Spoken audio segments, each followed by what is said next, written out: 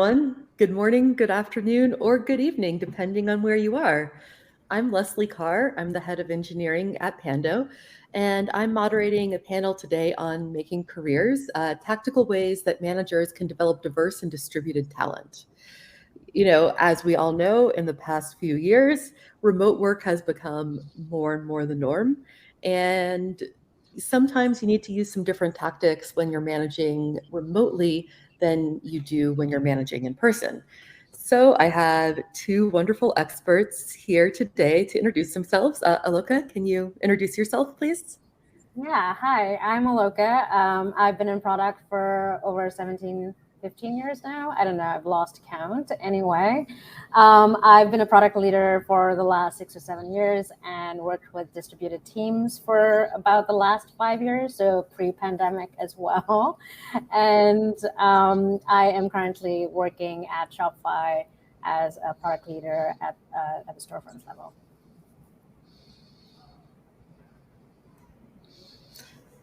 And I'm Jay. It's fine. Yeah, I'm Jay. I've been in engineering for a little bit over 20 years, doing leadership for just about 8. And I'm currently a senior director at Slack. And of course, I'm interested in this topic, not just because distributed workforces are more common, but I'm finding it really enjoyable now that the whole industry is turning to something that I think is the right direction. That's great. And for everyone here watching, I'd love to hear about your experiences. So please write out your stories in the comments, and any questions that you have for us, we'll be answering them as we go along. So, let's start with a really broad question. Like, how do you even manage remotely? Like, how how do you know what to do? How do you know what people are doing? How do you check in? I think it's mostly the same.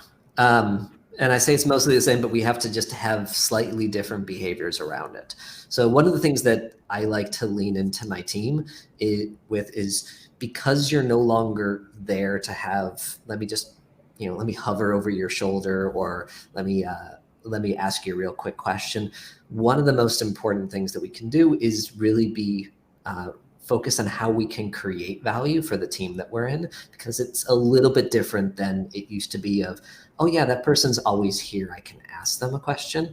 And now it's that person is always available or responsive to a question. But for the most part, the expectations have not really changed. It's really just the way in which people embody them. Yeah. I agree. I think the expectations haven't really changed. I think the challenging thing I've found with remote management is the relationship building piece takes a little more intentionality than you would in person, because in person you have the water cooler conversations, or for my one-on-ones, I used to work at SF downtown. So we would take a walk to the MoMA downtown and talk while we were walking. And so there are all these ways of building relationships with reports and even just team members that you don't really have in a remote setting. And so how that's changed for me, I think, in the remote setting is a lot more checking in over Slack and just pinging people, not just for a work question, but just checking in to see how they're doing, joking over Slack. My one-on-ones tend to spend a lot more time around the relationship building piece and like how's it going, have a casual conversation before jumping into what do we need to talk or collaborate on.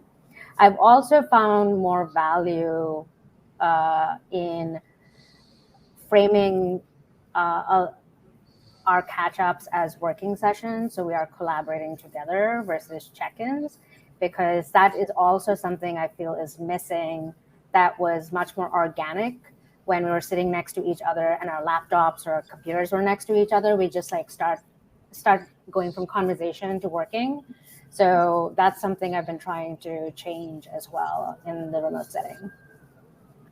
Yeah, I love what you said there. I remember hearing some advice when COVID kind of took over the world and everyone was working remotely, which was try to just schedule the first 2 minutes or the first 5 minutes of every single meeting as just we're going to sit down, we're going to chat as individuals and as humans. And that way people don't feel like they're the gerbil on a wheel just running and working all day, that they actually have an opportunity to be themselves and to be humans in the environment that we're in. Yeah, that's great advice. I now definitely make sure I have plenty of time in my meetings so we can have just that 5 minutes of how's it going? How were your kids doing? And all that chit chat, which really builds relationships. So it sounds like relationship building and camaraderie is, one of the challenges of remote work. And that's definitely something I've found. In my engineering team, I really encourage folks to spend a couple hours each week at the very least doing pair programming with someone else. I found that sure you can set up these random meetings between people, but especially for engineers and anyone else who's a little socially awkward, which I think is most of us, it just feels weird. Like you're just sitting there like, what do I say? What do I do? But if you give people something to do, like, I want you to work together on this ticket, all of a sudden, then you not only are, being productive, but then like you have something else to do to then make this chit chat and relationship flow more naturally. So what are some tips you two have for helping to build that camaraderie with your team? I did not come up with this, but this is something we do within our team, which I really like, is we actually have a Slack channel that's just focused on community. And so it's not a work-related, so it's not like the stand-up Slack channel or the team Slack channel. This is the team social Slack channel. And so the focus of the conversation, everybody comes in and pops in an emoji at the beginning of the morning to say hi. And a lot of the chatter in that channel just tends to be around what are y'all doing, what TV shows you're watching, and that sort of thing. And I've actually seen quite a bit of engagement in that channel from the team. And there's a lot of, I think, appreciation to having that very intentional track of conversation.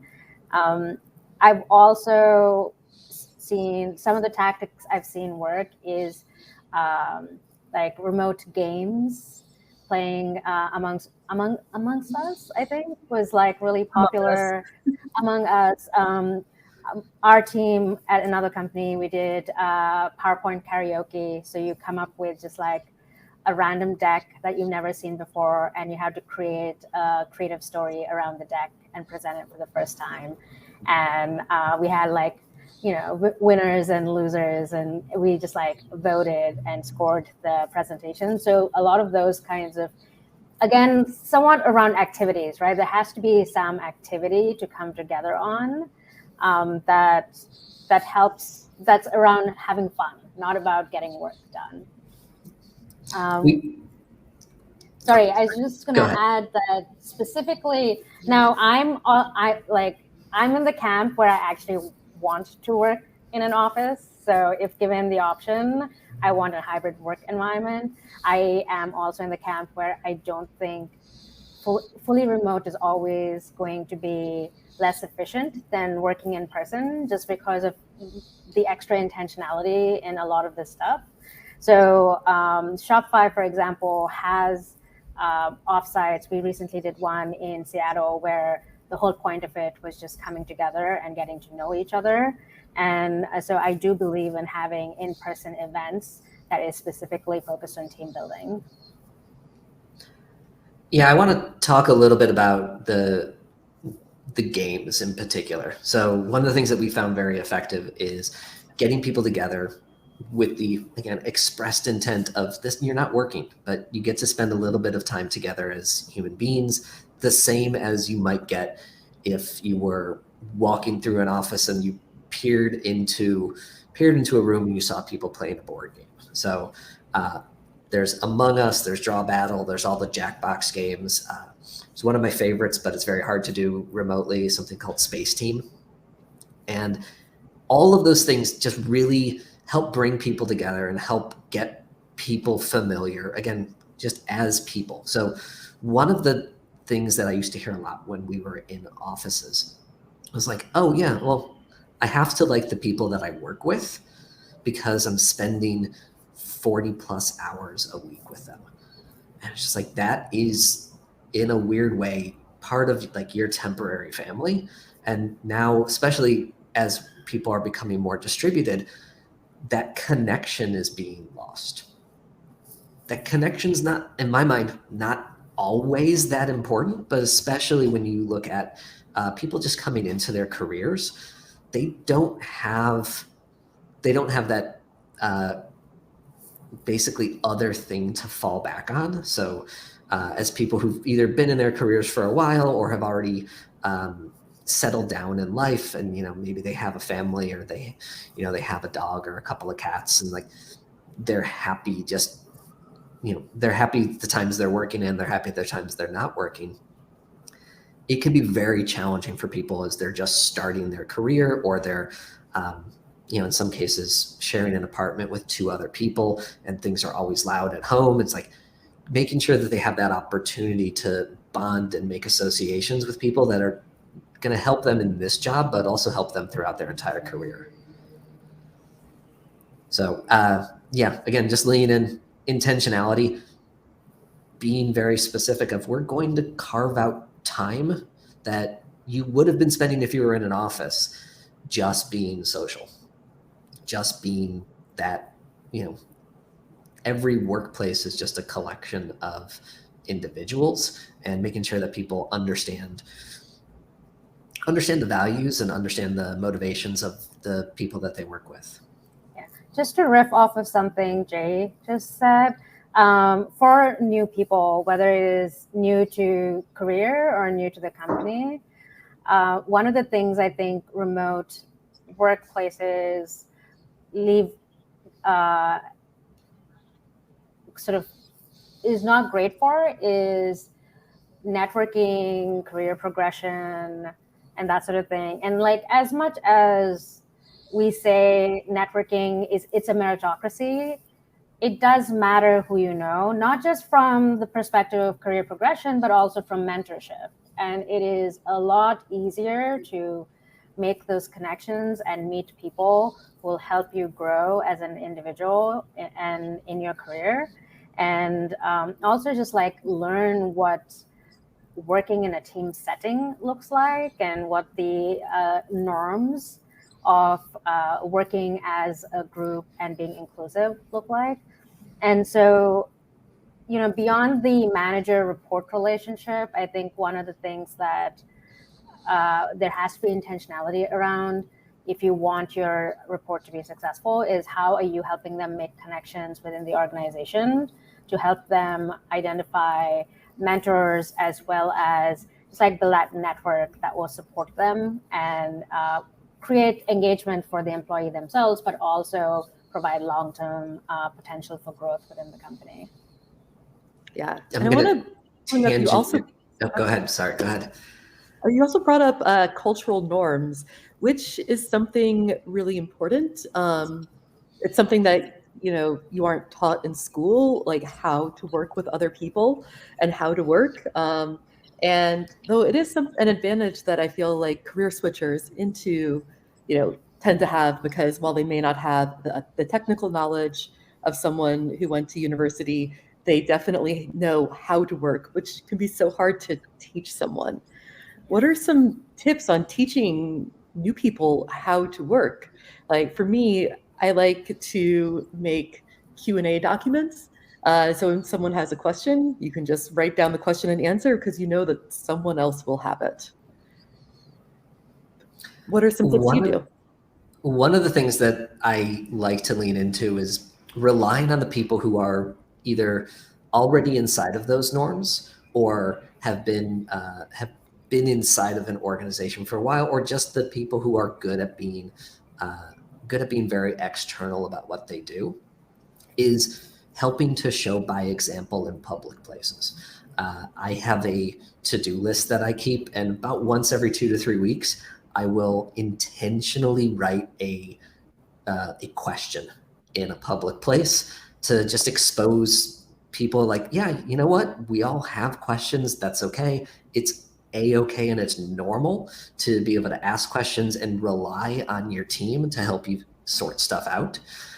So that's something that I sometimes force myself to do, but I also work a lot with the people on my team and make sure that they are, I like to call it working in public as much as possible, so that they're demonstrating the things that we all think are important, so that people cannot just say like, oh, well, I get it, writing this document is important, but actually seeing somebody do it and seeing the progress of that, it's a much different experience. Yeah. Yeah. I just have to break in here with my favorite thing, which is enshrining your cultural norms and what you hope your cultural norms are in your career ladder and in your job rubric, which, of course, that is a thing that Pando does. But it's also, I think, very important because you're saying this isn't just a nice to have, this is important for you to do for your job and for your career. Sorry, Aloka? Yeah, I mean, a huge +1 to that, right? I think anything that you want your employees to do, at some point, it should show up as something they get recognized for in the career ladder. One of the things that at a previous company we had a huge conversation around was, a lot of the D&I work is not something that's reflected in the career ladder, and so it's usually women and it's usually minorities, and then putting their focus there meant that maybe they're not progressing as quickly as other people who are not focused on moving D&I initiatives. So I 100% agree with you. It's like anything that you value within the company should be in your career ladder as a way to recognize people. And it's kind of unfair if you don't do that, but you're still relying on that, on people and doing certain things and having certain behaviors, right? So what I was going to say is relating to cultural norms and how to show up to group discussions. My take is we were pretty bad at it in person too, right?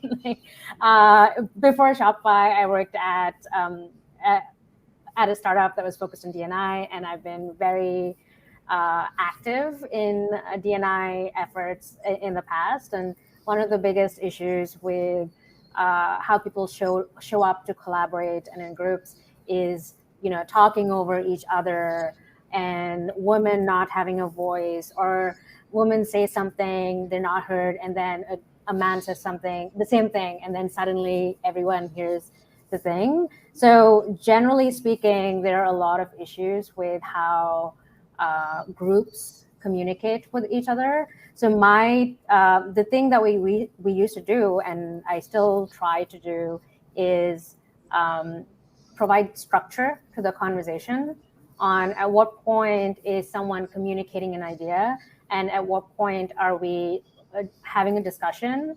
And usually what I do, like for any group conversation, is if it is something that we want to validate and answer, have a discussion around, let's put it down on stickies using Miro, using FigJam. Let's cluster it and figure out what are the most important topics that people want to talk about, and then go from that point. So there's less talking over each other. There's less of the loudest person in the room. And so I do think that it is hard, whether it is in person or remote. And the more you can structure conversations and provide some sort of framework within which you expect teams to collaborate, the better it will be for engagement overall. I really like how you put that. This is a talent, and this is something that can really benefit people in their regular life as well. Just knowing when you're having that structured conversation, knowing when you have someone who's complaining and they're looking for a solution versus someone complaining because they're looking for you just to hear it. And yeah, I think that's a great way to structure those meetings. Definitely. Yeah. So in a lot of these conversations, we're really talking about synchronous work and synchronous teams. But during COVID, for example, I had team members move continents, and so all of a sudden, our team becomes incredibly distributed time zone wise. What are some things that you've done to be able to manage someone who might be an 8-hour difference from you, and to make that team camaraderie when they might be 8 hours from their nearest teammate? I'm going to lean into something that I alluded to a little bit before of, which is if you can create value for your teammates wherever you are, that's one of the most important things. So even if someone is completely 8 hours removed, they have almost no overlap and time together. Sometimes creating value in engineering, it's reviewing code, it's having thoughtful discussions, even if those are asynchronous, but just really focusing on how you still can bring all of yourself and all of your intelligence forward to be able to help out the team that you're working with. There are people who are absolutely amazing at this, and it's one of those things that I always strive to be better at myself. But when you see it, you know it, because you just say like, oh, wow, that person unblocked me for my day, and my day has barely begun. Yeah, what I'd add there is, I think generally, tactically, I feel like what's ended up happening to be effective across time zones is more documentation. And just like handoff. So when someone else is picking it up at another time zone after you've closed your laptop, then they're able to, as quickly as possible, hit the ground running and catch up on what's happened while they were gone. Documentation sounds so just like intensive and a lot of work to do, but I found videos and audios of just things that someone at the end of the day recording a 5-minute video of like, here's what happened, and doing that as a handoff has been, I've been seeing that more and more in remote settings where there is such a huge time zone difference.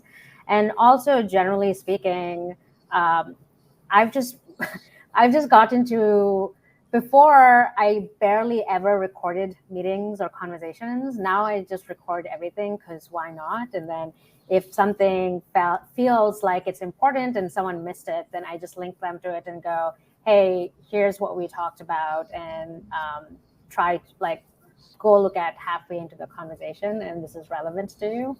So that's also been really, I think, helpful, working with people in different time zones, or just, who are not there, who would otherwise be there because everybody's in the office. Yeah. For me, I feel like there's a very large difference between also someone who has been working on the team and moves, and someone new. Someone new joining, I always want to make sure they have at least a 3-hour overlap with someone else on the team, because even with the best documentation, it's hard to make sure that you've documented everything. Code bases can be different and all of that.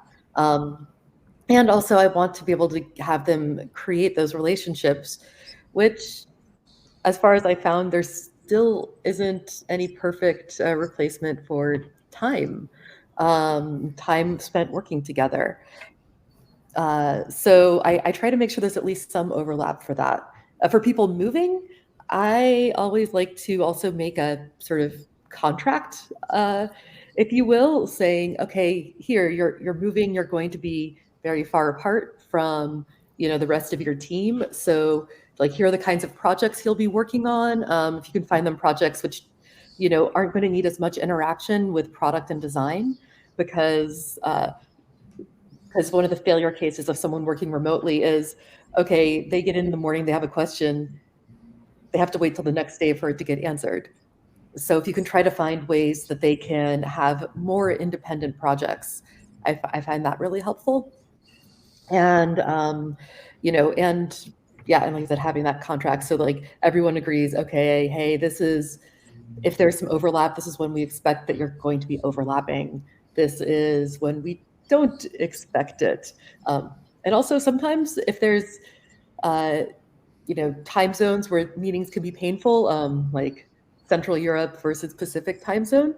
Sometimes I find if you swap the pain of the meetings, so you have one that's too early for Pacific, but okay for Central Eastern, and then you have then the next one, like you sort of alternate, is too late for Central Eastern but perfect for Pacific. So then both sides feel the pain and develop sympathy for the other person, and I feel like that really helps people to realize how valuable the time is that they get together.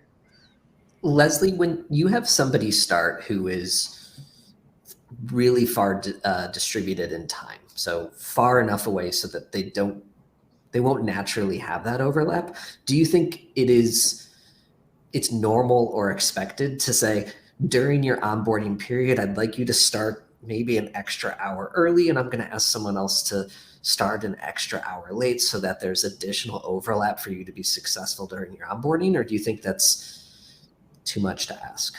I think it's especially important during onboarding, and I think it's something that you should talk about with the person during the interview process, right? I feel like it's something to address in a like usually there's the offer phone call, and just say, hey, I want to talk to you for a half hour because we have different time zones, and I want to work with you to see how this will work out.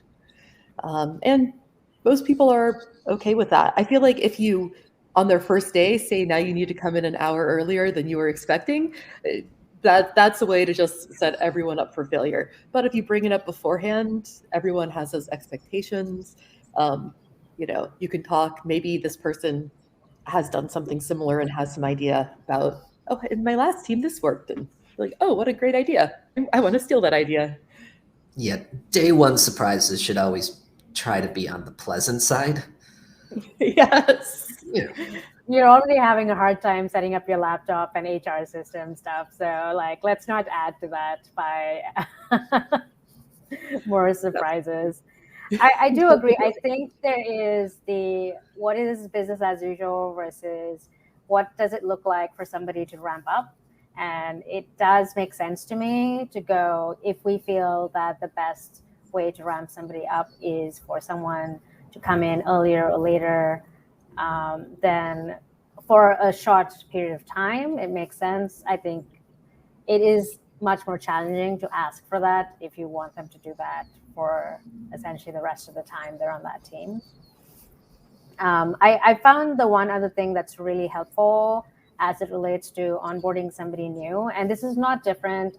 I don't think this is really different between in-person and remote, but having a very clear focus on what they need to ramp up on now versus later.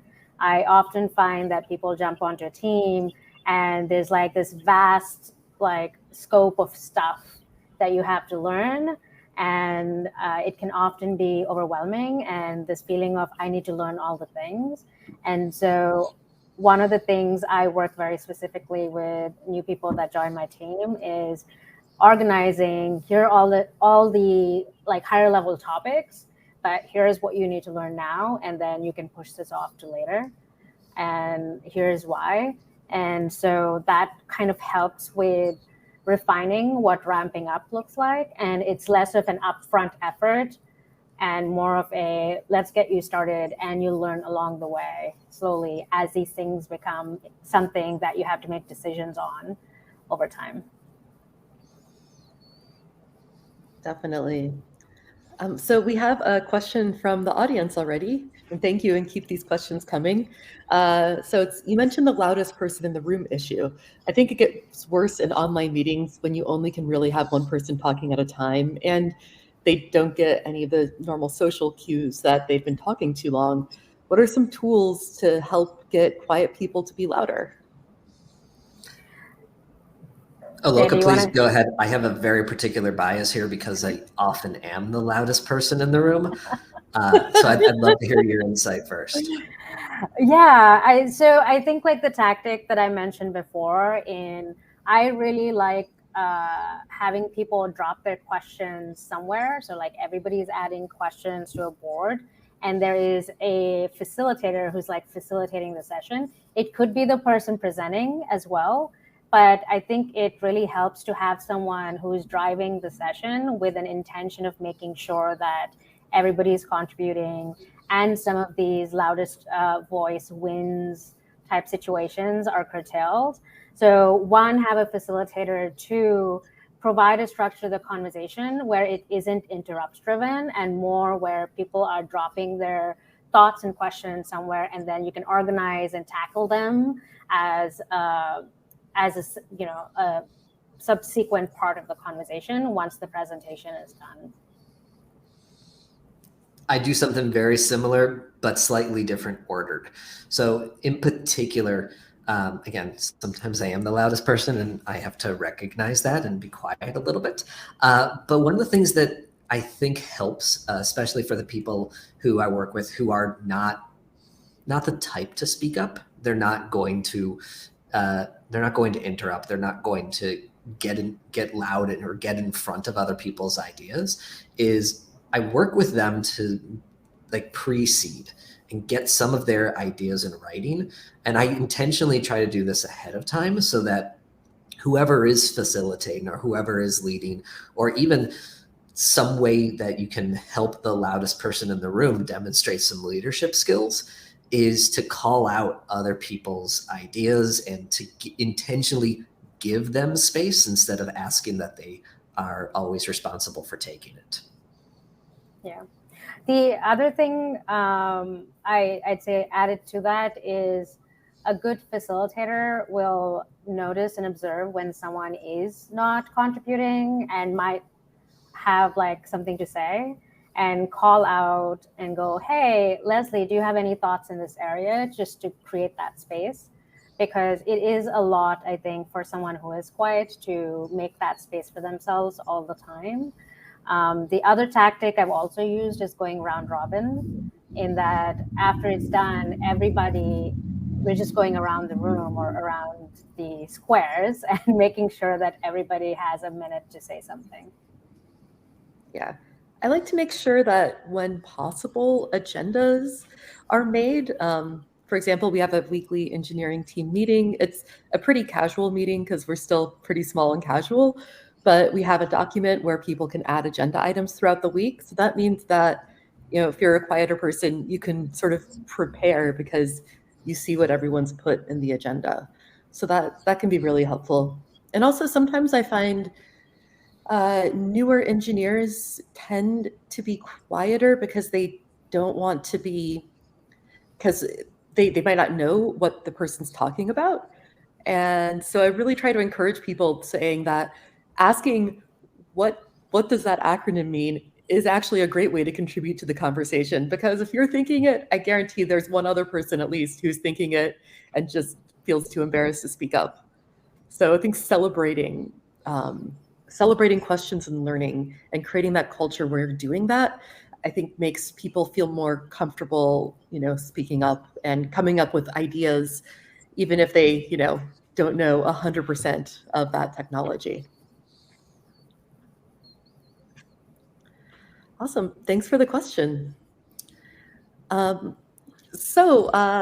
Jay, I know that your teams have a lot of people who all live in the same metropolitan area. Is there anything special you do to foster community amongst people who are physically close but all working remote? This is a complicated subject for me because I do whatever I can to not be tempting to like have a power play or anything like that. But I have a number of people who have said to me, hey, I'd really like to see more people in person more often. And I said, great, try to schedule a lunch. Try to schedule some time together, maybe a pair programming, maybe just get together and work together in a coffee shop. And that some of that stuff has actually gone over very well. Other times, for instance, today I'm actually in an office. It's blurred, so you can't really tell. But today I'm in an office, and we invited people who want to come in and spend physical quality time with their other teammates. We invited them to come in. We offered to, fly in the people who were not local, and some people are still a-okay with just saying, you know what, I think I work better from home, and that's okay for me. And sometimes it tends to be a little bit better when we make the events outside, and I think that's just a product of now, rather than a product of people not being co-located or being co-located. But yeah, I try not to make it sound like, hey, this is a work event or whatever it is. But there are people on my team who have all said, we want to get together. We want to see more people in person. Helping them make that first step and put that out there is often all it takes.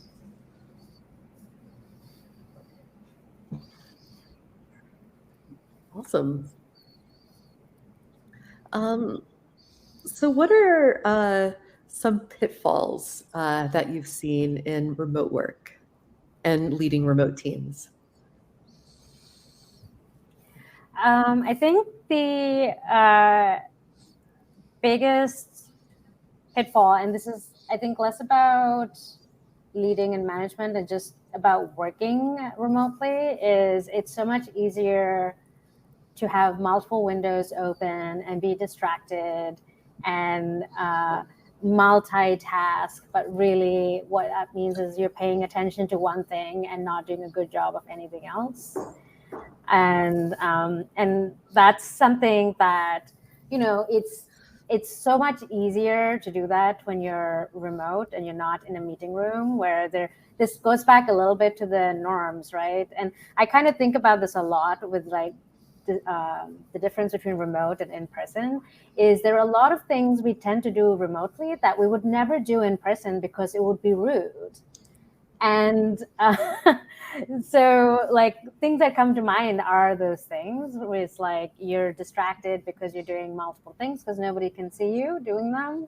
Although really, you can tell when someone's not looking, someone's slacking while being in a meeting, and sending questions in like the chat meet, and interrupting people and sort of like having side conversations during a meeting in chat while there's other stuff happening over like audio. And so I think that's just really hard because it does lead a little bit to, it becomes harder to get to alignment and progress and figuring out where we want to go to next, just because it takes a lot more to get people to focus down on what needs to happen. And so I think that's like one pitfall I do see about that figure out norms on how to interact with each other to make progress in a way that is inclusive of the team, but also not doing things that you wouldn't do in person. Right. And then I think that's the one big pitfall that comes to mind immediately. I'm sure I'll have others that will come up, but Jay, do you have any thoughts here? Yeah, probably far too many because I work at Slack. It is so easy to just have that conversation window in the background and look for that badge, or just see a conversation move and want to read it. But I'm going to talk about something that we do during our onboarding, which I think is extremely powerful as a way to help set the tone correctly. And it doesn't always stick, but it's a good idea to be able to set the tone. During onboarding, we encourage people to minimize their window or even close it. This is the thing that you're doing right now.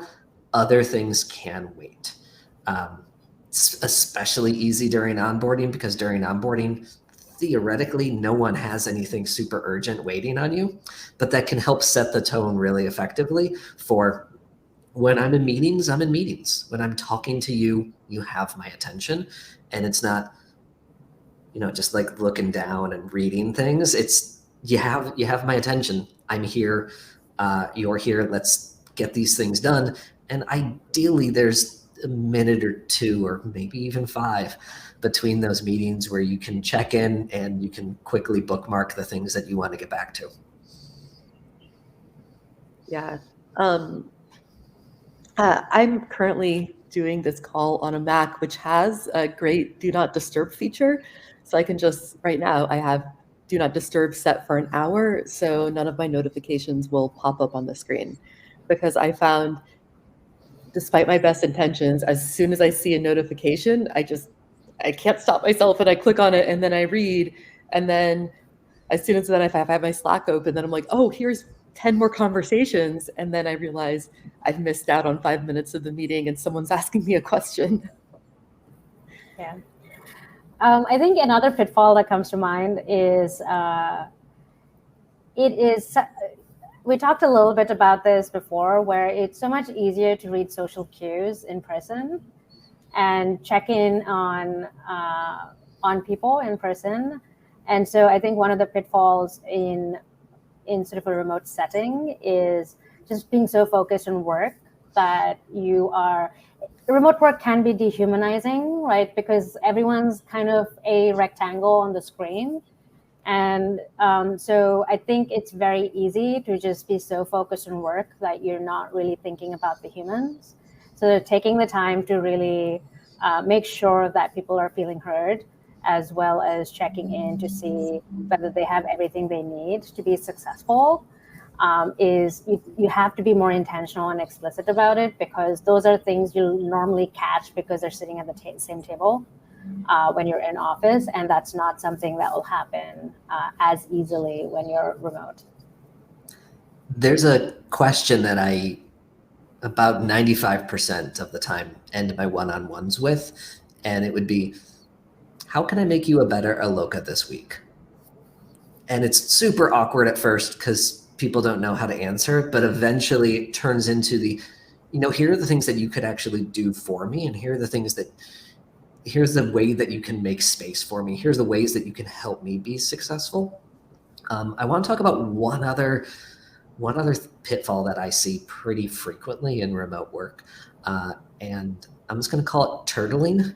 So you just you go into your own shell, you go into your own world.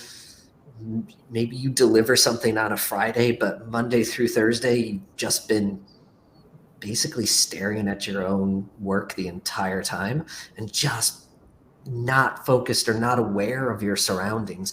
And this is something that I try to actively discourage, again, because every time you do something in public, you are contributing to your team's progress and your team's success. But it's just, especially with engineering, and when you have these deep thought type of things, like you're going to go and be like, I'm going to do this Figma, and you look up and you've been doing it for 7 hours straight, and you wonder where the sun went. And it's easy to do that in a remote setting because you are less likely to have someone just come by, tap you on the shoulder and say, it's time for coffee, or let's go grab a scone or something like that. I just sounded very British. So whatever it may be, the opportunity is there to not reach out, and the opportunity is there to just do your work without interacting, and it's so much easier to do. And I think that's a side effect of being in your home, being separated from other people who are potentially caring about your well-being. In an office, is very common to be like, hey, you've been staring at that for 3 hours. Can we walk around for a bit? I'm right across from what's called Salesforce Park, which we all used to call one-on-one park because it was just everybody's one-on-one walking around there.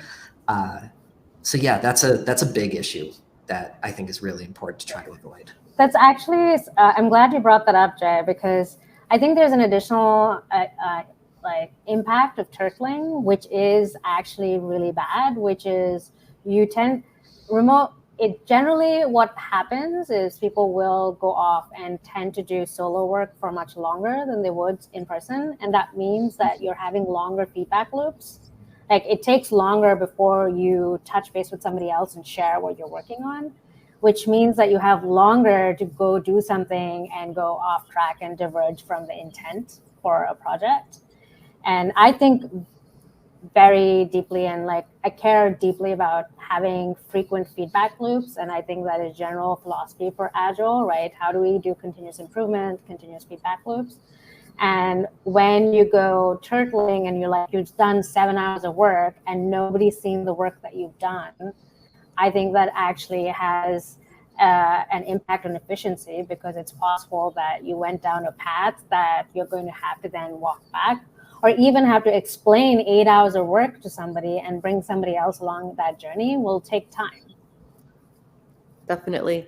Also, one thing that I'm always thinking about as a leader is retention. And the more someone interacts with their teammates, the more likely they are to be really happy with their teammates and happy with their work, and then want to stay working with all those people and with you. I find when someone gets really turtling there, they tend to also feel a little less engaged and, disconnected from the company, which means that whenever, they get that message on LinkedIn, they're just a little more likely to respond. And I don't want that. I want everyone to stay working for me. Working with you, right, Leslie?